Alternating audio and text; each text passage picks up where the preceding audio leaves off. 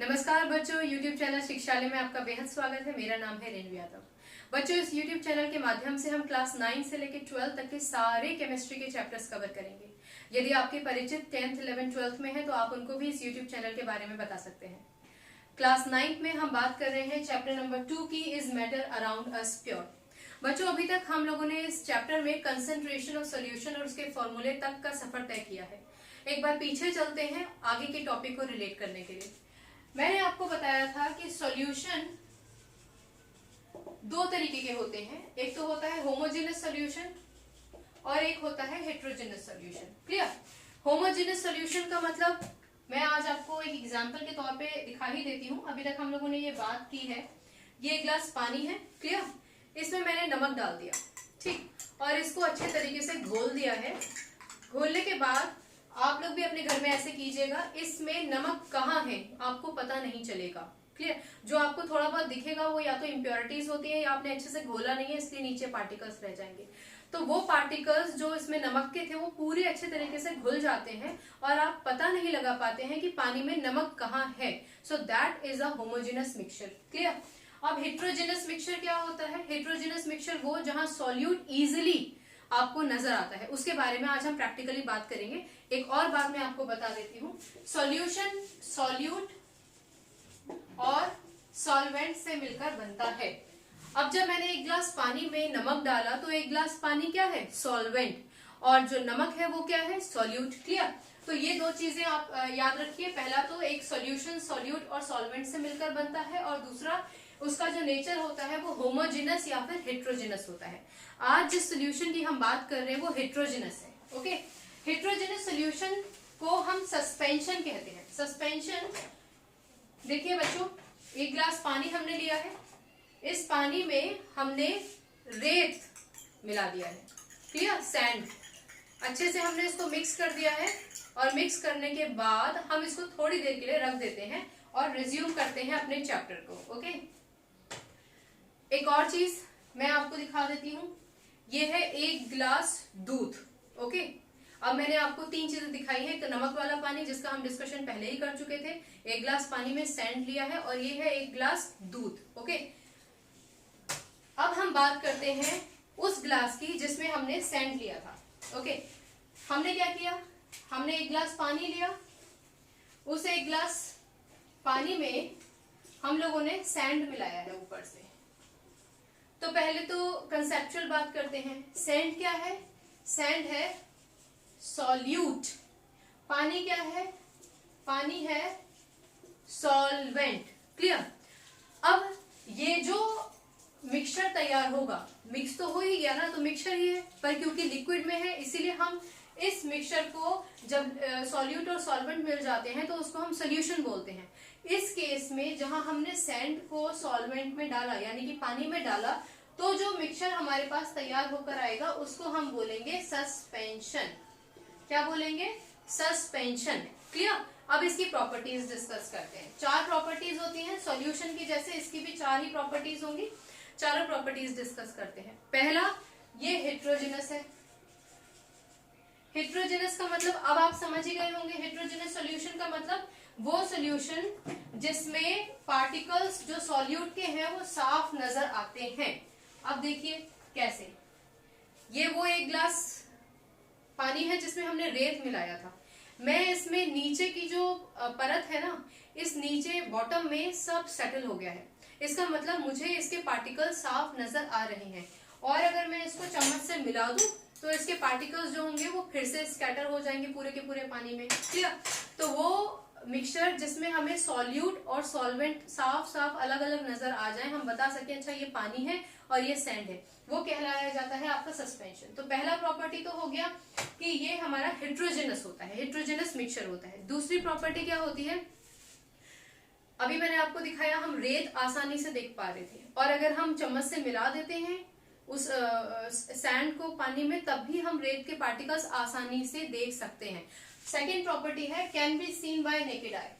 Can be seen bye naked eyes. ठीक है ना? आपको इसको देखने के लिए किसी भी विशेष उपकरण की जरूरत नहीं पड़ेगी, आप अपनी ही आंखों से देख सकते हैं सॉल्यूट पार्टिकल्स को। तीसरी चीज होती है it shows Tyndall effect. It shows Tyndall effect. कल हम लोगों ने टिंडल इफेक्ट के बारे में बात की थी, एक बार फिर से उसको रिवाइज कर लेते हैं। टिंडल इफेक्ट क्या होता है बच्चों? मैंने आपको समझाया था कि अगर हम किसी भी सॉल्यूट को सॉल्वेंट में डालते हैं, ये है एक गिलास पानी, मतलब कि सॉल्वेंट, इसमें हमने क्या डाला? सैंड। ओके, सैंड इसमें मिक्स हो गया अच्छे से। सैंड क्या है? सॉल्यूट। ओके, अब हमने यहाँ एक टॉर्च के माध्यम से इसमें एक बीम ऑफ लाइट पास की। क्लियर? जब हम इसमें से बीम ऑफ लाइट पास करते हैं तो सैंड के वो पार्टिकल्स जो इसमें तैर रहे हैं, क्योंकि आप थोड़ी देर के लिए छोड़ दोगे तो सेटल होंगे, अभी तो फिलहाल वो तैर रहे हैं, तो इसके जब ray of light in particles पे पड़ती है बच्चों, तो ये पार्टिकल इतने बड़े होते हैं कि इस रे से टकरा कर दूसरे डायरेक्शंस में मूव करने लग जाते हैं। जितने भी पार्टिकल्स इस लाइट के कांटेक्ट में आएंगे, मान लीजिए मैं इसको रेज बना देती हूँ कई सारी, ठीक है ना, तो कोई भी रे जब किसी भी पार्टिकल के कांटेक्ट में आएगी तो वो सारे के सारे जो है वो स्कैटर्ड होने लग जाएंगे। स्कैटर्ड होने लग जाएंगे का मतलब वो बीम ऑफ लाइट जो इतना डायरेक्शन लेकर आई थी, इतना स्पेस लेकर आई थी, अब वो स्कैटर्ड होने लग गई है डिफरेंट डिफरेंट डायरेक्शंस में। Is that clear? So the scattering of a light by the particles of the solute in different directions is known as Tyndall effect. Okay, I hope this is clear. तो क्योंकि solute particles यहाँ पे sand है और sand इतना बड़ा particle है कि आप उसको देख भी सकते हैं, वो ray of light को scatter कर देता है different direction में। This is known as Tyndall effect. इसका मतलब ये Tyndall effect भी show करता है। और चौथी प्रॉपर्टी होती है स्टेबिलिटी। चौथी प्रॉपर्टी स्टेबिलिटी। स्टेबिलिटी का क्या मतलब होता है? स्टेबिलिटी का मतलब मैं आपको डेमोन्स्ट्रेट करके दिखाती हूँ। ये देखिए, ये वही ग्लास है जिसमें हमने सैंड मिलाया था। आप देख पा रहे हो ना, ये बॉर्डर, ये जो बॉर्डर है ना, ये ब्रॉड हो गया है क्योंकि इसमें जितना भी सैंड है वो बैठ गया है। इसका मतलब इसकी स्टेबिलिटी नहीं है। स्टेबिलिटी किसको बोलते हैं? स्टेबिलिटी इसको बोलते हैं। देखो सैंड, यहाँ पे हमने सॉल्ट मिलाया था, सॉल्ट पूरा घुल गया है और अभी तक नीचे नहीं बैठा है, सो दिस इज स्टेबिलिटी। और ये क्या है? सॉल्यूशन। ये क्या है? This is suspension. सस्पेंशन की प्रॉपर्टीज, चारों प्रॉपर्टीज को एक बार फिर से रिवाइज कर लेते हैं। पहली बात ये है कि ये हेट्रोजेनस है। हेट्रोजेनस मतलब अगर आप इसमें सैंड मिलाते हो तो सैंड के पार्टिकल्स आप इजीली देख पाते हो। क्लियर? दूसरी प्रॉपर्टी क्या थी? दूसरी प्रॉपर्टी ये थी, पहली बात तो हेट्रोजेनस हो गया। ओके, सेकंड प्रॉपर्टी, इसके पार्टिकल्स को हम नेकेड आई से देख सकते हैं। तीसरी प्रॉपर्टी, ये टिंडल इफेक्ट दिखाएगा, जब इसमें से रे ऑफ लाइट पास करोगे तो वो स्कैटर हो जाएगी। और चौथी स्टेबिलिटी। स्टेबिलिटी को आपके बुक में ये कहकर समझा रखा है कि the solute particles will settle down.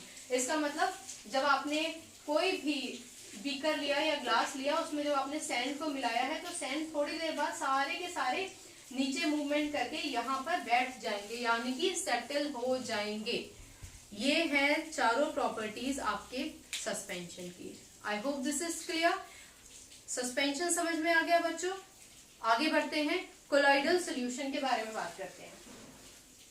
अभी तक हम लोगों ने जो भी पढ़ाया है, यदि आप उसको बार बार अच्छे से रिवाइज करेंगे तो आपको दिक्कत नहीं होगी, और अगर आप रिवाइज नहीं करेंगे तो आप अपना पार्ट भूल जाएंगे। ओके, कोलॉइड्स या कोलॉइडल सॉल्यूशन।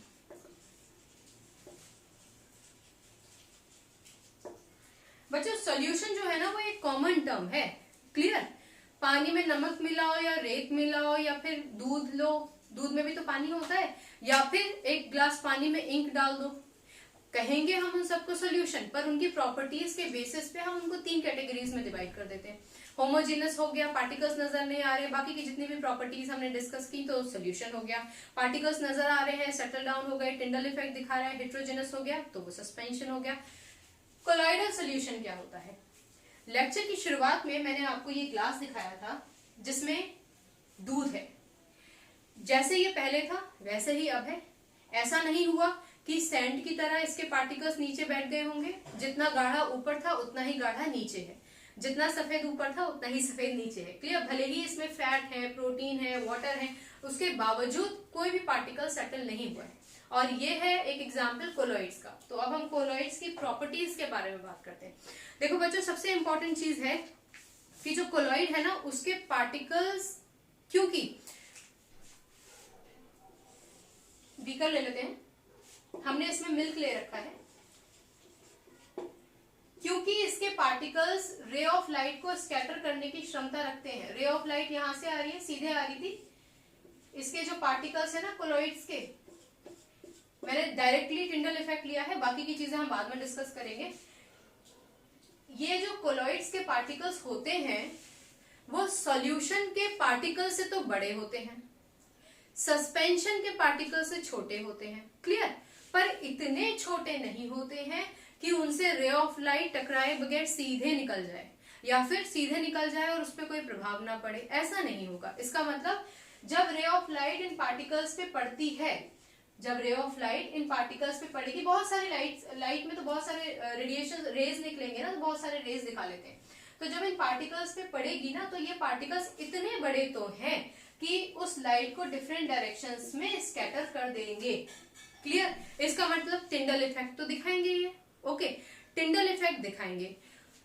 इसके बाद सिर्फ इसकी प्रॉपर्टी क्या है, हेट्रोजेनस है। हेट्रोजेनस का मतलब सॉल्यूट और सॉल्वेंट पार्टिकल्स जो होंगे वो आपस में पूरी तरीके से, आप उसके प्रोपोर्शंस को काउंट नहीं कर सकते। अब जैसे नमक का पानी है, तो नमक का जितना भी पानी है वो पूरा का पूरा नमकीन हो गया। साइंटिस्ट के हिसाब से जो दूध है ना वो एक मिक्सचर है, मेरे हिसाब से ये दूध मिक्सचर नहीं है, आपके हिसाब से डेयरी का दूध या कार्टन वाला दूध मिक्सचर नहीं होता है, लेकिन साइंटिस्ट कहते हैं कि इसमें फैट, प्रोटीन, ये सारी चीजें हैं, तो भाई ये होमोजेनस तो हो नहीं सकता, ये हेट्रोजेनस है, क्लियर। तो पहला हमारा पॉइंट क्या हो गया, हमारा जो कोलॉइड होता है वो होता है heterogeneous. First point is it is heterogeneous, clear. Second point क्या होता है, सेकंड पॉइंट होता है कि क्या इसके पार्टिकल्स रे ऑफ लाइट को स्कैटर करते हैं। रे ऑफ लाइट को स्कैटर करने के लिए ये जरूरी नहीं है कि हम उसको देख ही पाए, ये जरूरी नहीं है। सस्पेंशन के पार्टिकल्स तो हमें दिख रहे थे, पर कोलॉइड्स के पार्टिकल्स हम लोग नेकेड आई से नहीं देख सकते। सो दूसरा पॉइंट यही बना लेते हैं, can not be seen bye naked eye, bye naked eyes. ऐसे आंखों से हम नहीं पता कर सकते कि कौन सा पार्टिकल कहाँ है।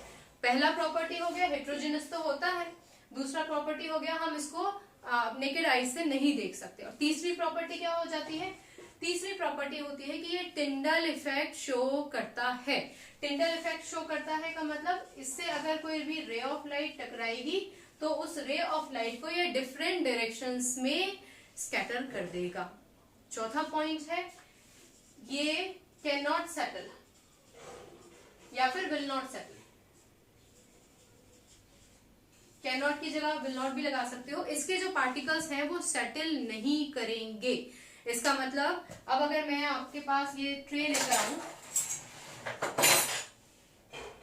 क्लियर, ये हमारा सॉल्यूशन था, पार्टिकल सेटल नहीं किए, true solution, homogeneous. Second property क्या है, इसके पार्टिकल्स नेकेड आइज से नहीं देखे जा सकते, टिंडल इफेक्ट शो नहीं करेगा, पार्टिकल्स नहीं नीचे बैठेंगे, क्लियर। ये था हमारा सॉल्यूशन। ये हो गया हमारा सस्पेंशन। इसकी भी चार प्रॉपर्टीज हैं, हेट्रोजेनस है, इसके पार्टिकल्स हम नेकेड आइज से देख सकते हैं, मुझे दिख रहा है यहाँ पे रेत है, अगर आपको भी दिख रहा होगा तो अच्छी बात है, नहीं तो आप घर पे भी एक्सपेरिमेंट कर सकते हो।